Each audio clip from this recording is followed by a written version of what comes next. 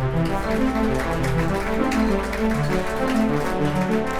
name is Michael. I'm the co-founder at Yoghurt Digital. We're a digital marketing agency, so we do SEO, we do paid search, but probably what we're best known for is conversion optimization. So I guess we consider ourselves data specialists. So understanding how people are behaving on your website and then how you leverage that data to generate growth for your business. And probably, well, what I'm here to talk to you about today is probably the question that we get asked more than any other question, which is, to build or not to build? Or do I just optimize? And this question, I mean, it spans every vertical, every industry. No one is safe from the horror of having to answer this question. But what we find is that people usually approach answering it in the wrong way. It's usually based off gut feel. But what I want to show you guys today is that by using data, you can make this process significantly easier and achieve a far better result. So the answer to whether I should build or optimize is actually both. And I'm not trying to be clever by saying that. I'm just saying that that's actually the reality of the digital marketplace today. So your first option is to optimize. And when I say optimize, I mean A/B testing. Or your alternative is to build a new website and then go through the optimization process. At this point in time, there's no such thing as a perfect website. So just building something and then leaving it there for another 2 to 3 years until you rebuild it again is no longer an option. You give competitors the opportunity to gain market share. It means you're not keeping up with the latest trends in terms of the various integrations that you can have. So either way, the optimization is going to have to happen. But the way in which you approach this process is by using data. So just quickly going through some of the pros and cons. The biggest pro about building a website from scratch is it allows you to create a clean slate. A lot of people have legacy systems, or they want to re-platform, or they're not happy with the integrations that they're currently using. If you rebuild from scratch, it often allows you to go and build the ecosystem in the way that you want it to be built from scratch. The obvious downside is that there's actually no guarantee of improvement on the other side, right? You can spend $70, $100,000, $200,000 plus rebuilding a website, and at the end of it, your conversion rate is the same. You've experienced no growth, which is in many ways a failure.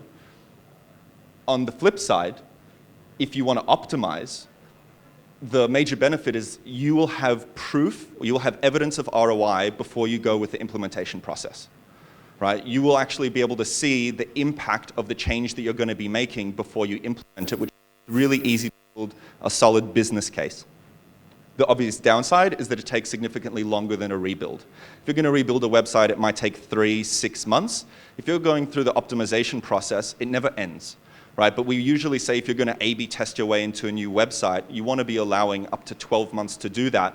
But then even after that happens, you're going to continue the optimization process. It doesn't just end there.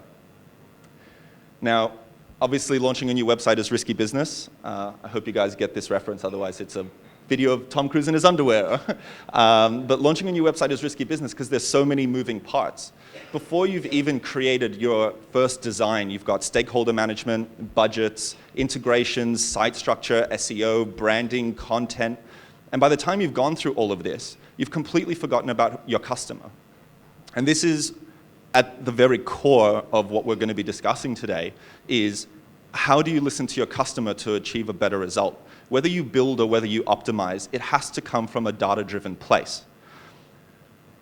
Most conversations that we have with people when they're rebuilding a website is, we don't like this feature, or it goes based off highest paid person's opinion, or gut feeling, or it goes off, our competitors are doing this.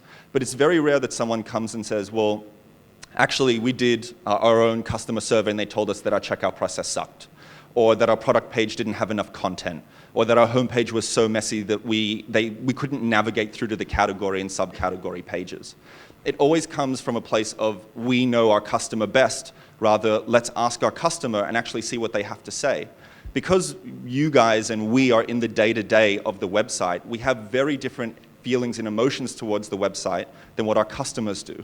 And they may not feel the same way that you do, which is why A/B testing in its very nature is experimental. Just because the data shows you something doesn't mean you're going to nail it, but it's basically stacking the deck, right? By using data to drive your decision making, you're actually giving yourself the best possible opportunity to generate a positive result rather than using, I guess, personal opinions. So when I say using data, this is what I'm talking about.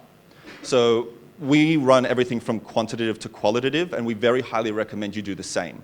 And the reason that we recommend that is because sometimes the numbers don't tell the full story. You need to have a look at the actual behaviors to figure out what's going on. And sometimes it's vice versa as well. Sometimes you have to look at the behaviors and then, I guess, qualify them by looking at the numbers. So everything from Google Analytics, form tracking, customer surveys, heat maps. You don't necessarily need to use every single one of these. I understand that some of you will have, I guess, time-sensitive projects, and some of these take longer than others depending on your traffic levels. You know, session recordings are very labor-intensive because you have to watch them all, and some people don't have the appetite to do that, and I don't blame them. But this is kind of your roadmap for how you're going to decide whether you're going to rebuild or whether you're going to A/B test. By looking at all of this first, you can then align what your customers are giving you in feedback with your actual business goals and the business's needs. And as long as there's enough overlap between the two, it's significantly easier to pick a strategy that's going to generate growth for you once you go through that process. So I want to walk you through a couple of case studies to show you what this looks like in practice. So this is a website called Curtain World.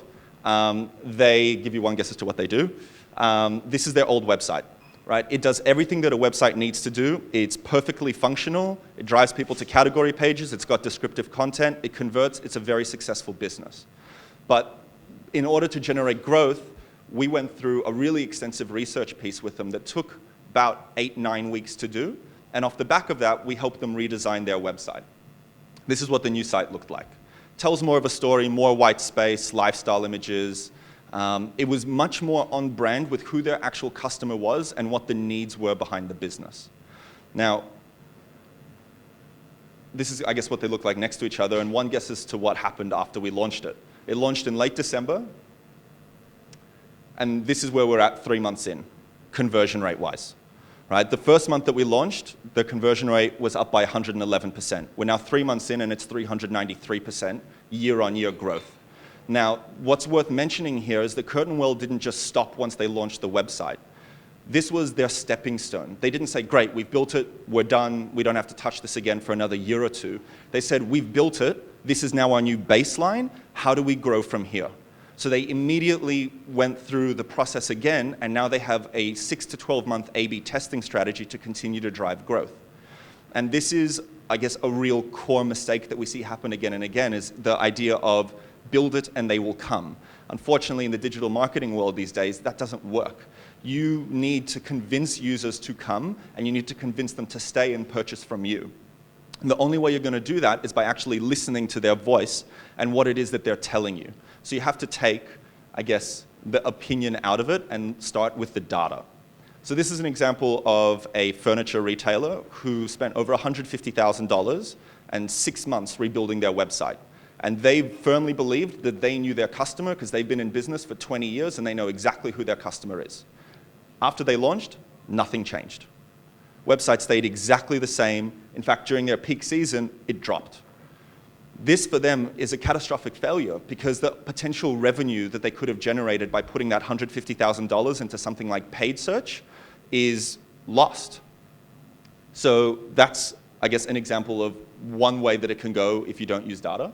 And this is the third way that it can go. And this is a cosmetics company that, again, thought that they knew their customer really, really well. And they went, rebuilt the website. They didn't spend quite the same amount or anywhere near as long on the development, but they thought that their new website was beautiful. And after they launched it, their customers disagreed entirely. They did not like the new user experience. It didn't represent them or the way they shop. They didn't like the content, the imagery. And the reason that we know this is because after it dropped down, then they decided to do the research piece because they wanted to understand why the sudden drop. Now, it's strange to us that a lot of people will invest $70,000+ into building a new website and potentially 3 to 6 months, but they won't take a fraction of that to actually stop and think about what do our customers want? Where are we winning against our competitors? Where are we losing? What improvements can we make? What functionality do they actually need? Because we are in the business every day, the case of, I guess, you look at something every day and you go, oh man, I'm just so sick of looking at this, I just want to change it. But your customers don't do that. They come to your website maybe once a month, maybe once a quarter, maybe once a year. So they view your website in completely fresh eyes, whereas you're looking at it every day, sometimes multiple times a day, and sometimes that frustration boils over. And when this happens, it's always a case of opinions instead of data. And what I'm telling you guys today is, and I don't know, maybe some of you have just gone through a rebuild process or you're about to and you're trying to make that decision, take the time, look at those data sources that I was mentioning before. And again, I'm going to share this presentation with all of you. All the presentations will be shared, so you guys can take a look at that slide. But take the time so that you reverse it. Use data, not opinions, to drive the decision on whether or not you're going to build a new website or whether you're going to go through an optimization strategy. So I guess a couple of actionables for you today that you can do literally as soon as you get back to the office. First thing, there's a few tools that we use that you can download and easily set up yourselves. First of all, you can use either Hotjar or Lucky Orange. They're interchangeable, you don't need both. It's kind of like an all-in-one conversion tool. You can do heat mapping, session recordings, live surveys, form tracking, funnel analysis. So I highly recommend setting that up. We also use Crazy Egg specifically for heat mapping. It's a more robust tool than Hotjar is because it's a specialist tool. And just make sure that you set up on all the different device types, so desktop, mobile, and tablet. Use Formissimo. For those of you who are not e-commerce based, but you're service based, so you've got forms, I really highly recommend using Formissimo as form tracking. It'll tell you where people are dropping off and how long they're spending where. Actually, if you're in e-commerce and you've got a checkout process, you can still use Formissimo to see if there's any issues there. And then you can use either Optimizely or Visual Website Optimizer for your A/B testing. If you want a third option, you can also look at A/B Tasty. They've got a pretty good platform with some really cool personalization features.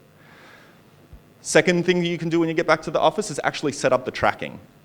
So you guys will have business needs and goals that you need to achieve by either optimizing or rebuilding your website, right? The reason that you're doing that is because you want a better experience for your customers, and you want a better experience for your customers because that will lead them to buy more from you guys, right? So you need certain questions answered to decide whether or not you're going to rebuild or whether you're going to optimize. So once you have that list of questions, it's really easy for you to look into analytics and identify what the key pages are that you need to be tracking with these tools to answer those questions and then make your decision. So setting up all those tools and installing all those tools and setting up all the tracking will probably take you maybe 2 hours at a stretch. So it's something that can be done today, and you can have the data collating in the background while you're doing other things for the next couple of weeks. Now, depending on your traffic levels, I don't know how quickly it'll take you for the data to, collect, but once it's done, comes the third part. So again, you've got business goals you need to achieve. There's integrations you might want to work with, a new platform that you might want to use. Whatever your goals are as a business, align that with what it is that your customers are saying.